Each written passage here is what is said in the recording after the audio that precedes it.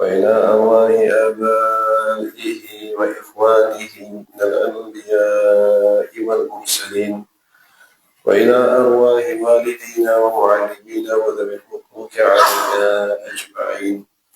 شيء لله لنا ولهم الفاتحة. أعوذ بالله من الشيطان الرجيم. بسم الله الرحمن الرحيم. الحمد لله رب العالمين الرحمن الرحيم مالك يوم الدين إياك نعبد وإياك نستعين اهدنا الصراط المستقيم صراط الذين أنعمت عليهم غير المغضوب عليهم ولا الضالين. آمين.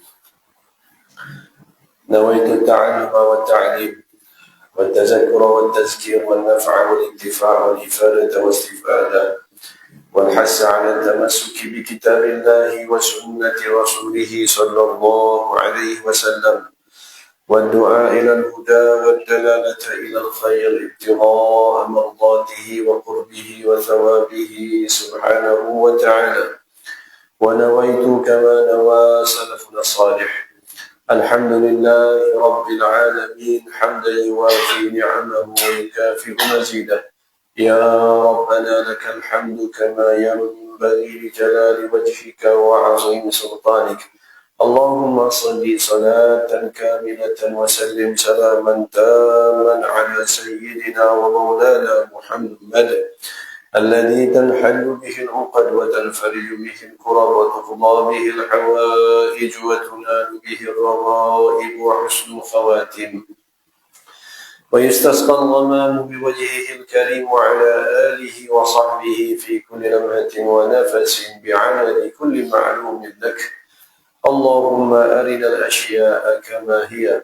اللهم أرنا الحق حقا وارزقنا اتباعه وأرنا الباطل باطلا وارزقنا اجتنابه.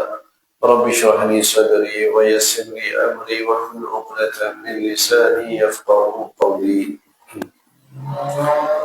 Alhamdulillah. Alhamdulillah, pertama kita syukur pada Allah Subhanahu wa taala kerana Allah Subhanahu wa taala memberi taufik dan hidayah kepada kita untuk sama-sama kita berada di sini pada malam ini. Kita berada di dalam majlis ilmu dan sebelum ini kita sama-sama menunaikan salat maghrib berjamaah. Alhamdulillah. Ini semua taufik dan hidayah dari Allah Subhanahu wa taala. Dan pada malam ini tuan-tuan, insya-Allah kita akan menyambung membaca kitab kita ni, kitab hadis 40 Al-Imam An-Nawawi rahimahullah taala. Insya-Allah malam ni kita masuk hadis yang ke-14. Kalau nak kira kat hadis ni, hadis sebelum ni pun hadis yang ke-13, ke-12, ke-14 dan ke-15 ni, bahkan ke-16 pun adalah hadis yang ringkas, hadis yang kita kata pendek. Tapi walaupun pendek, kalau dah syarah sungguh-sungguh, kalau tuan-tuan tengok kitab ulama-ulama yang mensyarah hadis yang ke-14 atau yang ke-13 atau habis 10 lah, 20 lah dia tulis. Huraian daripada hadis yang kita baca di 3-4 baris ni dihuraikan oleh para ulama sampai berpuluh-puluh muka surat dalam kitab-kitab mereka. Jadi ayatnya walaupun lafaz hadis yang ringkas, tetapi kalaulah nak dibahaskan maknanya sangat banyak. Jadi Masya Allah, pada malam ini kita akan masuk hadis yang ke-14. Qala al-musannif al-imam an-Nawawi rahimahullah ta'ala nafa'ana Allah bi'ulumihi wa 'ulumikum fid darain amin. Al-hadits ar-rabi' 'ashar عن ابن مسعود رضي الله عنه قال قال رسول الله صلى الله عليه وسلم لا يحل دم امرئ مسلم إلا بإحدى ثلاث الثيب الزاني والنفس بالنفس والتارك لدينه المفارق للجماعة أو كما قال الرسول صلى الله عليه وسلم rawahul Bukhari wa Muslim. Hadis kita yang ke-14 diberi tajuk sebab hukuman bunuh dalam Islam. Hari ni malam ni kita kecek tajuk hukuman bunuh di dalam Islam. Dan dalam hadis ini kita akan melihat insya-Allah betapa agama kita ni, syariat Islam ni menjaga kehormatan, menjaga nyawa manusia. Maknanya kita orang Islam, kita tidak membunuh sewenang-wenang. Bukan jenis orang Islam yang membunuh manusia-manusia yang lain. Jadi kalau kita tengok pada hari ini manusia membunuh sewenang-wenangnya, orang kafir lah terutamanya, orang yang bukan Islam, dianggap nyawa-nyawa manusia ni seperti binatang, seperti anak ayam begitu ya. Bunuh begitu mudah-mudah. Dan itu bukan ajaran Islam. Jauh sekali. Kita tengok pada malam ini betapa Rasulullah SAW mendidik umat ini supaya tidak membunuh. Maka kita tengok erti hadis rawahul Bukhari wa Muslim. Erti hadis daripada Ibnu Mas'ud radhiyallahu ta'ala anhu. Ibnu Mas'ud ini tuan-tuan namanya Abdullah bin Mas'ud. Rasulullah sallallahu alaihi wasallam pernah berkata kepada para sahabat, terhadap beliau lah, maknanya ditujukan kepada Sayyidina Abdullah bin Mas'ud lah. Kata Rasulullah, man sarrahu an yaqra al-Quran ratban kama nazal falyaqra ala qira'ah Ibnu Ummi Abdin. Siapa yang nak baca Al-Quran sebagaimana ia diturunkan, atau kama qala Rasulullah sallallahu alaihi wasallam, siapa yang nak baca Al-Quran sebagaimana ia diturunkan, maka bacalah mengikut bacaan Abdullah ibnu Mas'ud. Ni ke pengiktirafan Rasulullah sallallahu alaihi wasallam kepada sahabat yang mulia ini. Banyak kali dah kita jumpa nama dia ni. Cuma kalau bertanya tuan-tuan, ingat lagi tak cerita dia? Cerita Abdullah bin Mas'ud. Ingat lagi tak? Kalau tuan-tuan ingat tuan-tuan, maknanya tuan-tuan ni apa dia? Tuan-tuan ni orang yang hebat. Tuan-tuan orang yang hebat masih lagi muda lah, maknanya tak tua lagi. Masih muda. Dan sekiranya tak ingat sekalipun pun, budak-budak pun tak ingat. Budak-budak pun tak ingat kisah-kisah para sahabat dan sebagainya. Abdullah bin Mas'ud kita rayak dah dan kita mulai balik secara ringkas. Sebab hadis kita pada mulai sangat ringkas. Dia apa mengambil masa untuk bercerita sikit. Dia bertemu dengan Rasulullah sallallahu alaihi wasallam. Ini disebut dalam kitab Suwarun min Hayatis Sahabah. Suwarun min Hayatis Sahabah ni satu kitab yang dikarang oleh seorang ulama daripada Syria, tak silap. Jadi disebut Sayyidina Abdullah bin Mas'ud bertemu dengan Rasulullah mula-mula sekali pada waktu dia sedang mengembala kambing. Asalnya pengembala kambing. Jumpa dengan Rasulullah sallallahu alaihi wasallam. Masa itu Rasulullah dengan Sayyidina Abu Bakar As-Siddiq. Nak ingat ada tak cerita dia tak? Ingat ada tak? Maknanya dia mari, Rasulullah mari dua orang, dan Rasulullah tanya kepada dia, ada tak kambing-kambing ni ada susu ke tak? Maka dia jawab, tak ada susu, dan kambing ni bukan hak saya je jaga sahaja. Maka Rasulullah pun minta seekor kambing, pinjai lah kita kata, seekor kambing yang tidak mengeluarkan susu.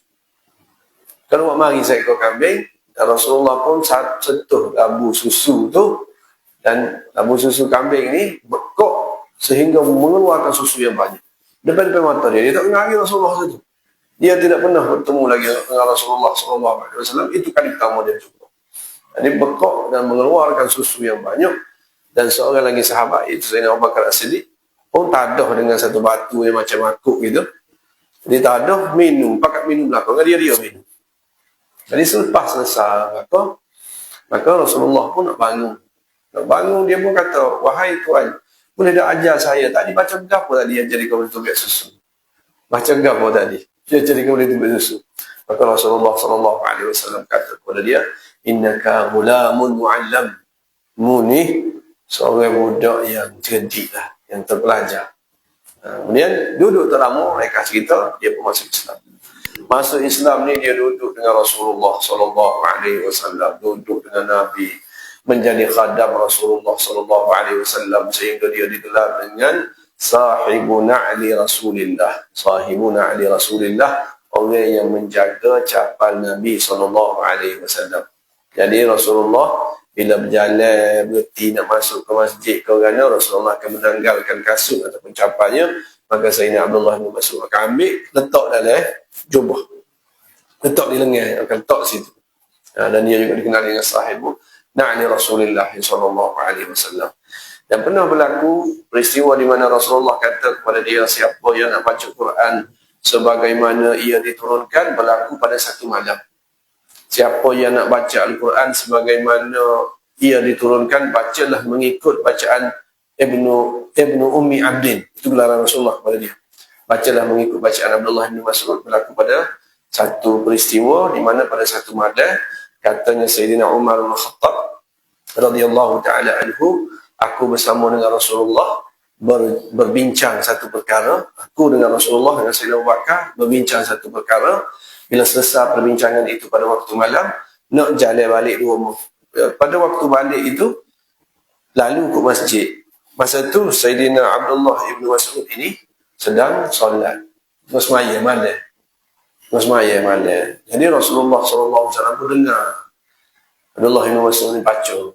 Dalam semaya tu, dengar tu. Maka katanya Rasulullah SAW, siapa yang nak membaca Al-Quran sebagaimana ia diturunkan, bacalah mengikut bacaan dia. Orang yang bisa memang betul yang baca. Kemudian pada waktu dia menadah tangan, sudah semaya dia tadah tangan berdoa, dan Rasulullah kata, sal tu'tah, mintalah akan diberi, mintalah akan diberi. Rasulullah ayat ke belakang, dia tak tahu. Dia tak tahu. Dan Allah bin Mas'ud tak tahu bahawa Rasulullah sedang memerhatikan dia. Sal tu'tah, kata Rasulullah, minta akan diberi, minta akan diberi. Maka dia berdoa. Maka kata Sayyidina Umar, esok ni aku kewayaklah cerita ni kepada Abdullah bin Mas'ud. Dia tak tahu ni Rasulullah telah mendoakan kepada dia. Jadi esok ke tu dia pergi jumpa dengan Sayyidina Abdullah bin Mas'ud. Maka acu dia nak ayat. Katanya Abdullah bin Mas'ud, Abu Bakar ayat dah pada aku cerita. Malah Abu Bakar ada juga sekali kan. Tak ada mu ayat lagi, dia ayat dah pada aku. Kata Sayyidina Umar, Allah, kapal-kapal kat dia ke dia sombong. Dia ke Sayyidina Umar kan sombong. Tak ada aku. Begitulah kehidupan Sayyidina Abdullah bin Mas'ud ini. Orang yang sangat hebat membaca Al-Quran. Jadi pengajaran kita sebelum kita masuk hadis ini, kita ni pun kena baca Quran banyak-banyak. Sebab Sayyidina Abdullah bin Mas'ud juga diriwayatkan bahawa dia pernah dipukul kerana mengaji Quran. Dengan dalam satu peristiwa, para sahabat berbincang masa duduk Mekah. Dia kata, siapa diakah di kalangan kita ni yang boleh memperdengarkan bacaan Al-Quran kepada orang Quraisy? Dan boleh tak dengar Al-Quran ni? Kita yang sedap dengar Al-Quran. Siapa di kalangan kita yang berani untuk memperdengarkan bacaan Al-Quran kepada orang Quraisy? Maka kata Abdullah bin Mas'ud, biar saya. Masa tu dia remaja lagi. Boleh jadi kanak-kanak lagi masa tu.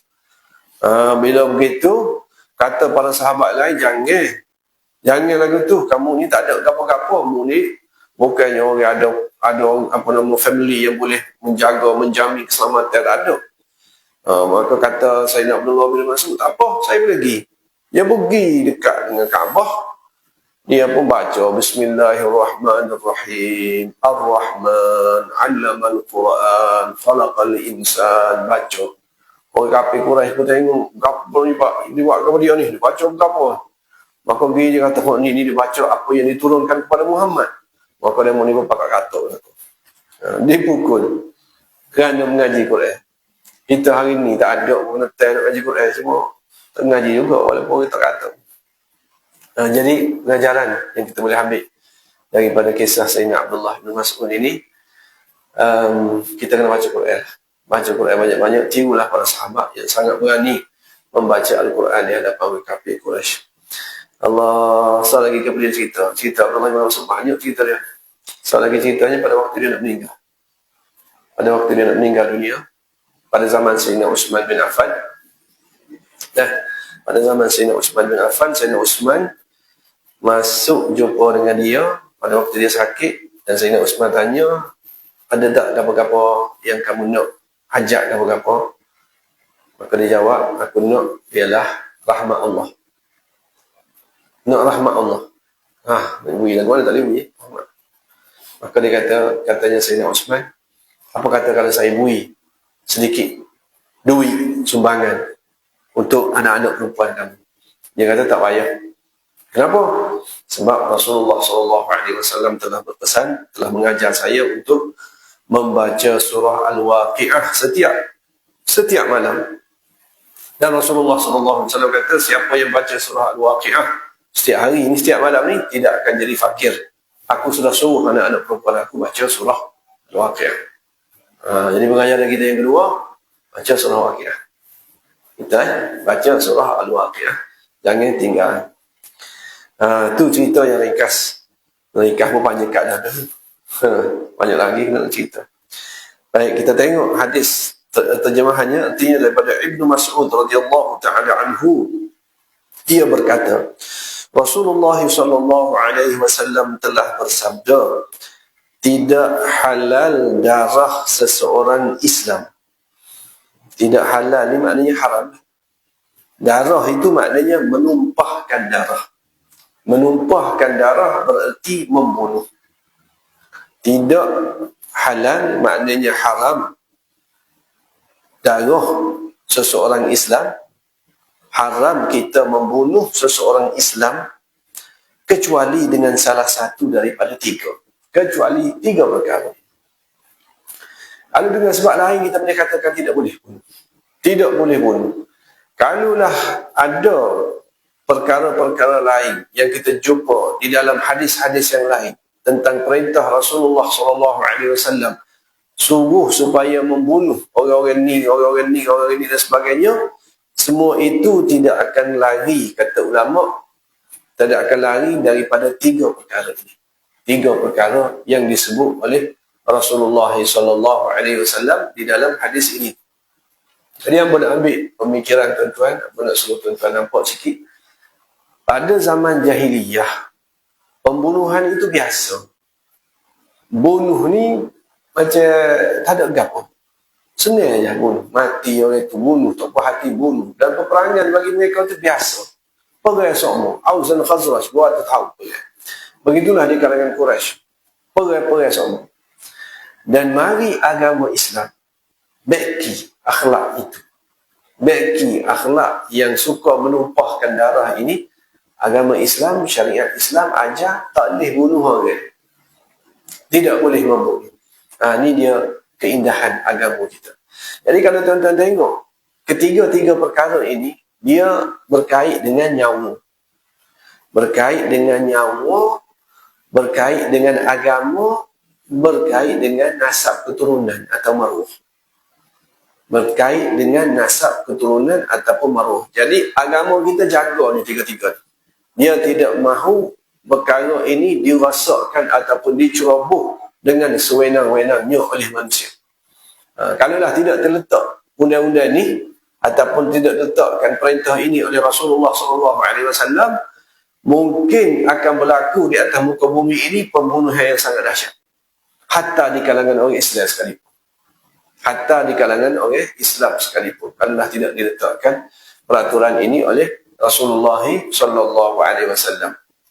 Dan yang nak sebut juga pada tuan-tuan, dekat dengan kiamat, akhir zaman nanti, dekat dengan kiamat, antara benda yang berlaku di dunia ini ialah banyaknya pertumpahan darah.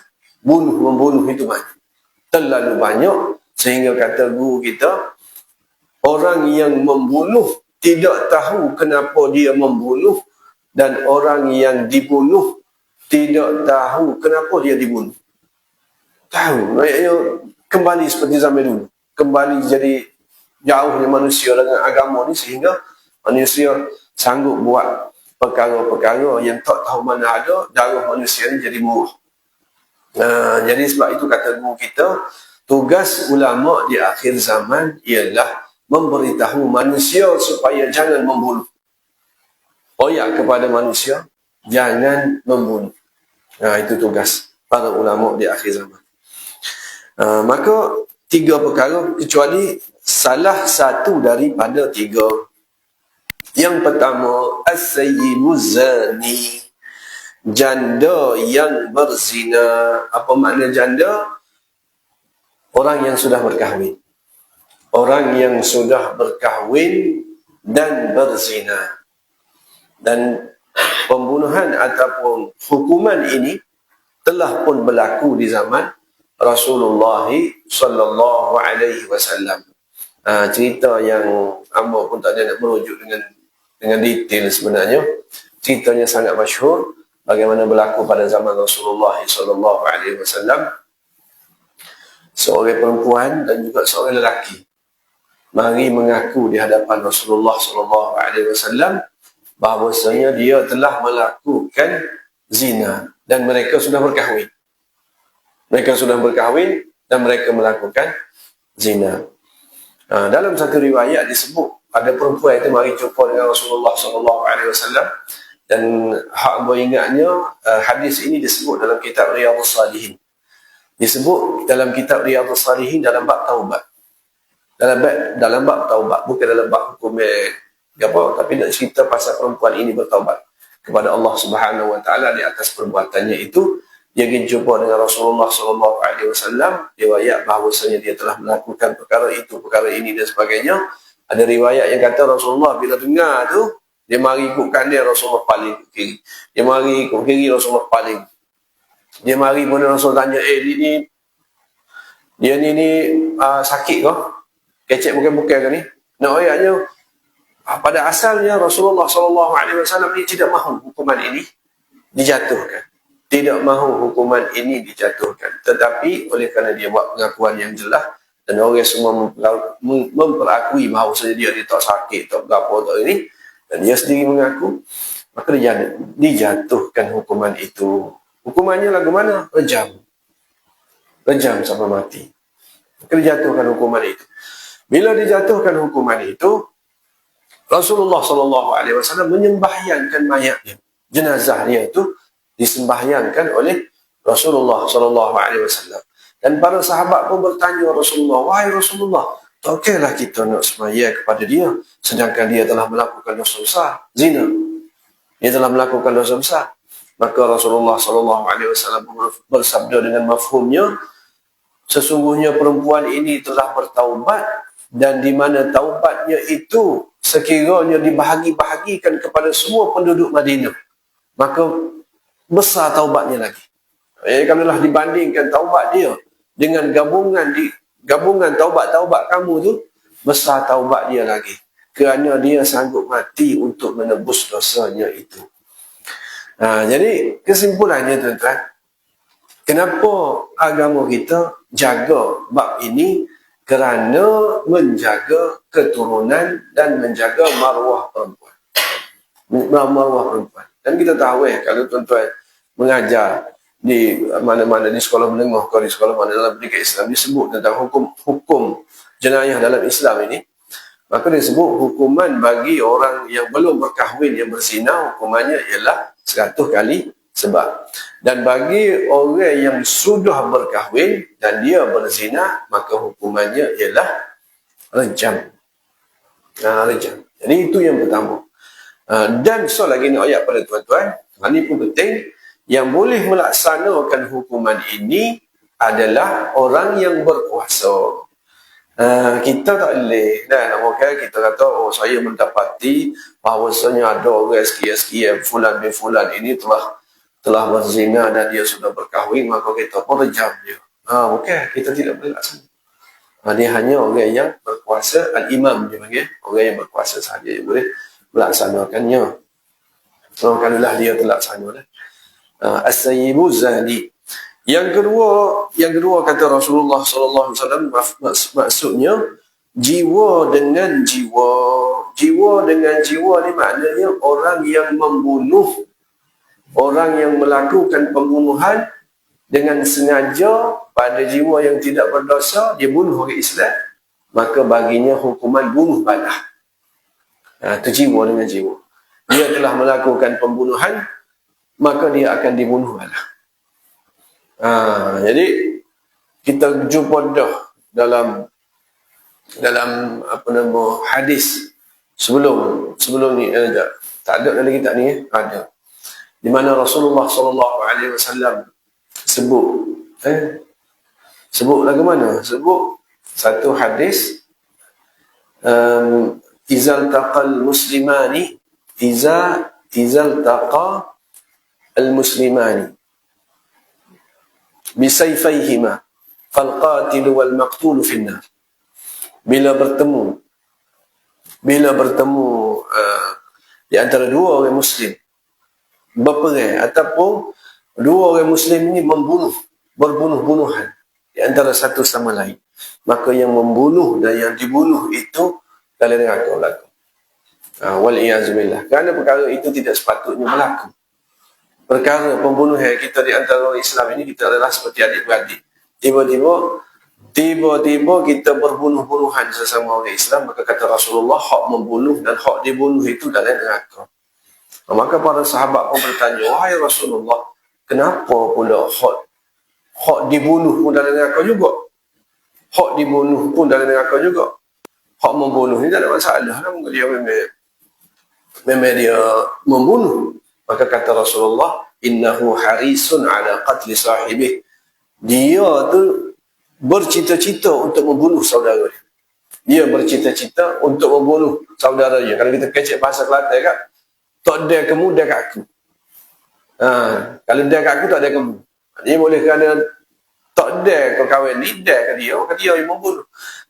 Sebenarnya dia pun jadi perkara itu berlaku, sebenarnya sama-sama nak membunuh.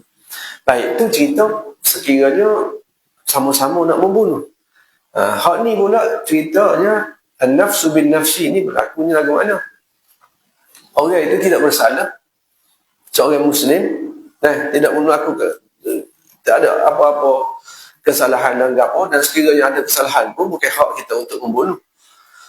Maka dia membunuh satu jiwa yang tidak berdosa, maka dibalas dengan hukuman bunuh.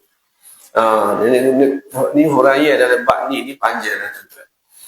Sebab di dalam Islam dia ada satu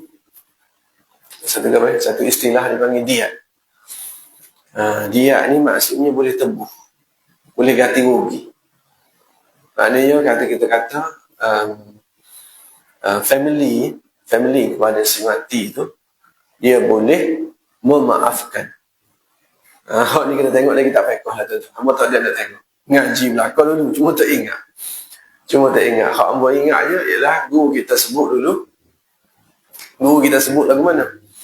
Guru kita kata ayahnya Rasulullah SAW, iaitu Abdullah bin Abdul Muttalib, telah menaikkan nilai jiwa manusia.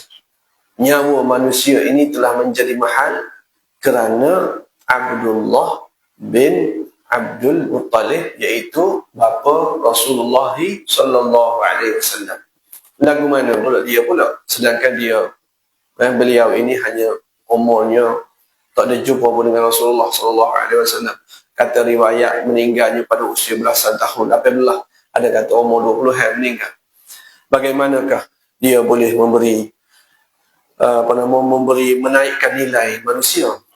Kalau tuan mesti ingat cerita Sayyidina Abdul Muttalib bersumpah, ingat tak? Yalah, Abdul Muttalib tuknya Nabi. Bagi Sayyidina tuknya Nabi SAW.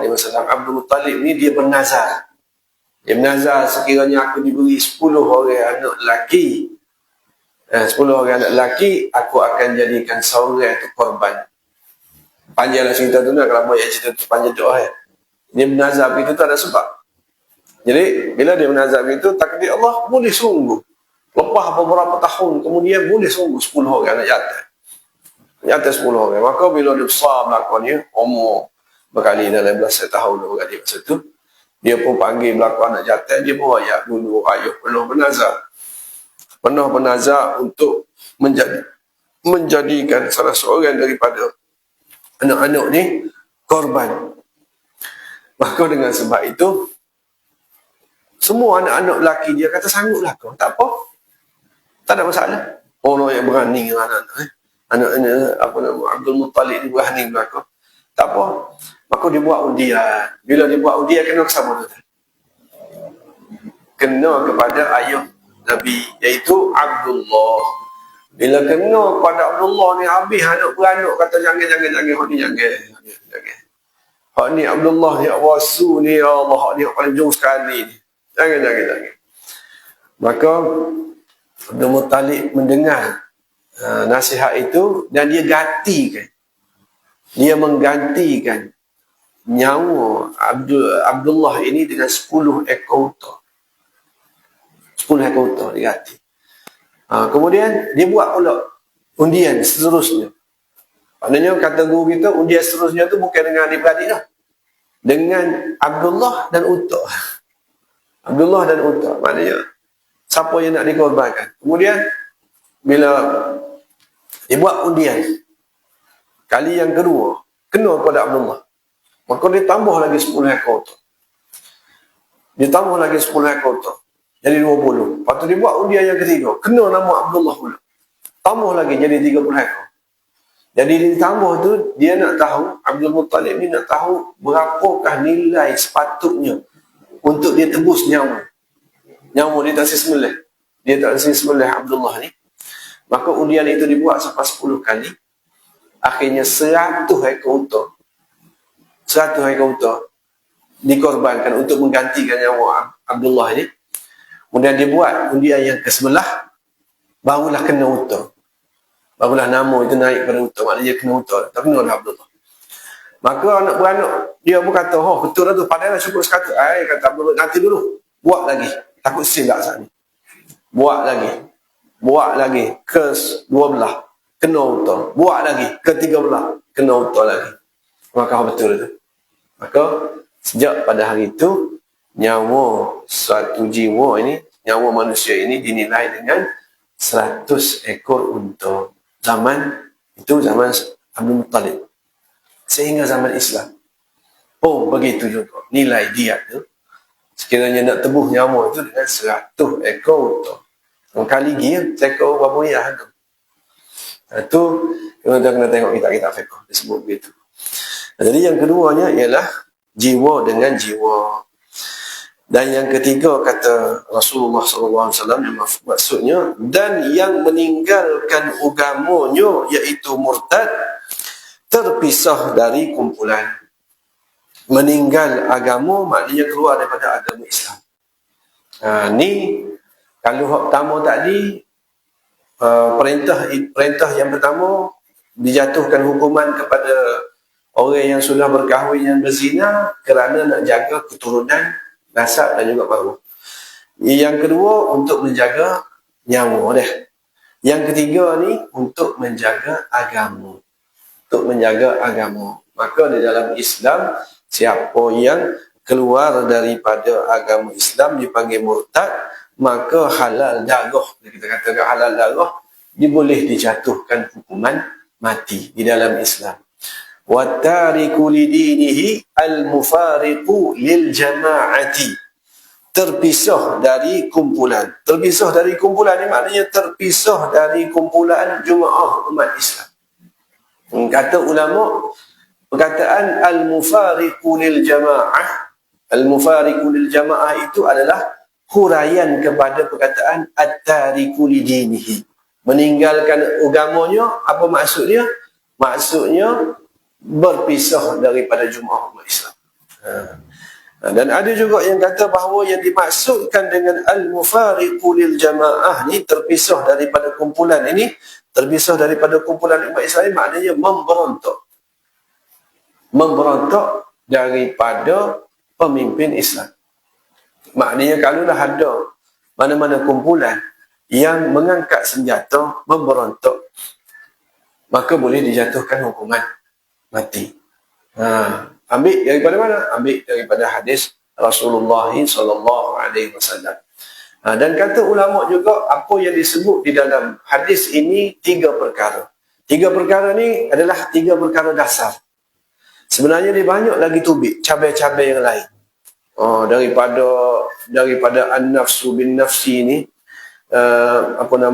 daripada jiwa ke atas jiwa ni, jiwa dengan jiwa ni, tubiklah hukum bagaimana hukuman orang yang menyamun. Orang yang samun ni zaman dulu samun bunuh.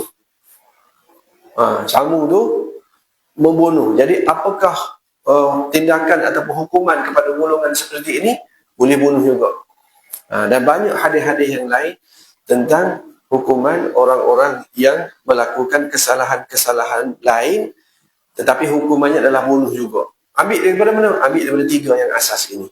Baik, kita tengok di bawah tu kita. Yang terpisah dari kumpulan, bila seseorang itu telah murtad dari Islam, maka bererti ia telah terpisah dari agama yang dianut oleh kumpulan Islam. Termasuklah juga golongan yang keluar dari kumpulan Islam walaupun mereka tidak murtad. Tak murtad tapi keluar daripada kumpulan Islam. Na'udzubillah min zalik.